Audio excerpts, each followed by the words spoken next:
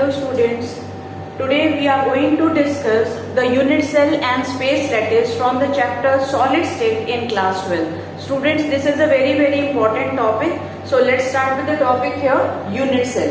Unit cell is the smallest 3D portion which is repeated over and again in the different direction to give the complete space lattice. तो unit cell क्या है? एक छोटा सा 3D portion है. आप अपनी वॉल की ब्रिक को सपोज कर सकते हो. जो वॉल के अंदर ब्रिक लगी हुई है वो छोटा 3D पोर्शन है. उसको आप बार बार अलग अलग डायरेक्शंस में लगा रहे हो. एक के नीचे एक के साथ एक, मतलब horizontally as well as vertically alignment of the unit cell is called space lattice. तो ब्रिक जो है वो हो गई यूनिट सेल, और ब्रिक का जो 3D अरेंजमेंट है, बड़ा 3D अरेंजमेंट है, that is called space lattice. So unit cell is the smallest 3D portion of complete space lattice which is repeated over and again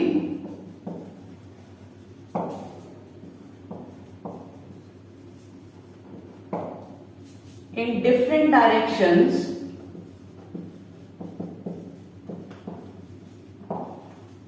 to give complete space lattice. तो जो आपकी wall के अंदर brick लगी हुई है, जो छोटा सा 3D पोर्शन है, वो हो गया यूनिट सेल. और यूनिट सेल का बड़ा अरेंजमेंट क्या कहलाएगा? Space lattice. So 3 dimensional arrangement of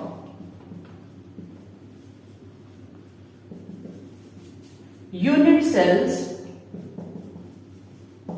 is called space lattice. Okay, now let's continue with the types of unit cell. Unit cell students दो टाइप का होता है, primitive and non-primitive. Primitive मतलब simple, non-primitive is further of 3 types: FCC, BCC and centered. Okay, now concentrate on the simple unit cell. Simple unit cell is that unit cell in which the particles are present only at the corners. अब आपको unit cell को consider करना है, एक छोटे 3D portion को consider करना है. तो this is the smallest 3D portion. I am considering here a duster as a unit cell. Okay, this is the 3 dimensional. तो पार्टिकल सिर्फ कॉर्नर पर प्रेजेंट होंगे. अब कॉर्नर्स कितने होते हैं? 8. 1 2 3 4 5 6 7 8. ठीक है, आप अपना रूम भी अज्यूम कर सकते हो. तो रूम में कितने कॉर्नर हैं students? 8. 4 corners at the roof and 4 at the floor. ये आपने 1 2 3 4 5 6 7 8. Okay, so this is a simple unit cell. Now the contribution of atom at the corner.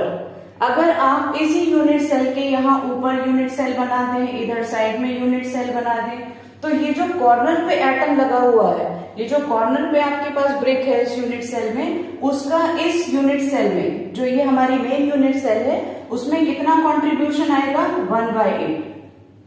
1/8. अगर आप इसके आगे पीछे यूनिट सेल्स बना देते हैं तो 1/8 into 8 atoms.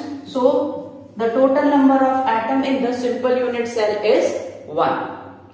Okay, and the lattice point, total number of atoms without sharing. अभी आपके पास टोटल एटम यहाँ पर कितने हैं? 8. तो लैटिस पॉइंट हो गए 8, और number of atom simple unit में कितना हो गया? 1. I am taking the example of FCC. FCC, the full form is face centered cubic. Face centered cubic means the particles are present at the corners. ध्यान से देखिए बच्चों, ये आपने एक यूनिट सेल बना लिया. ठीक है, यूनिट सेल बना लिया. The particles are present at the corners. एक कॉर्नर 1 2 3 4 5 6 7 8. Okay, 8 corners. कॉर्नर्स वाले एटम का कितना कंट्रीब्यूशन आ रहा है रूम में? 1/8. Now faces, faces means opposite wall. आप जिस रूम में बैठे हुए हैं उसकी वॉल्स को काउंट करो, कितनी वॉल्स हो गई? 6. 1 2 3 4. 1 2 3 4. एक ऊपर आपके पास रूफ है और एक फ्लोर. 5 6. ठीक है. अब आपके पास ये जो रूम है इसके साथ में भी रूम बना हुआ है, तो इस वॉल में जो ब्रिक है, जो वॉल के अंदर ब्रिक लगी हुई है, वो आधी उस रूम में भी शेयर हो रही है. So the contribution of atom at the face is half.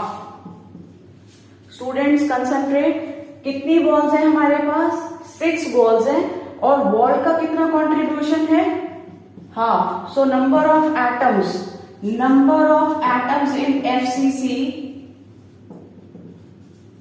is 4. This is a very very important one to memorize because we will use that in the numerical. Now the lattice point. Total atoms हमने कितने बनाए हैं? 8 corner और 6 faces. 1 2 3 4 5 6. तो lattice point कितने हो गए students? 14. Now I am taking here the example of BCC. The full form is body centered cubic. Body centered cubic means the particles are present at the corners as well as in the center of body of unit cell. 1 2 3 4 5 6 7 8. 8 corners. Corner का कितना part आएगा? 1/8. After that body centre.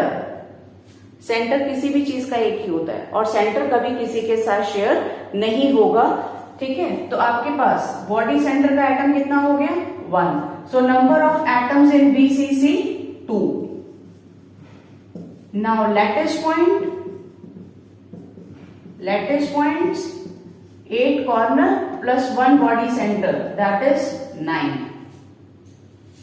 Okay.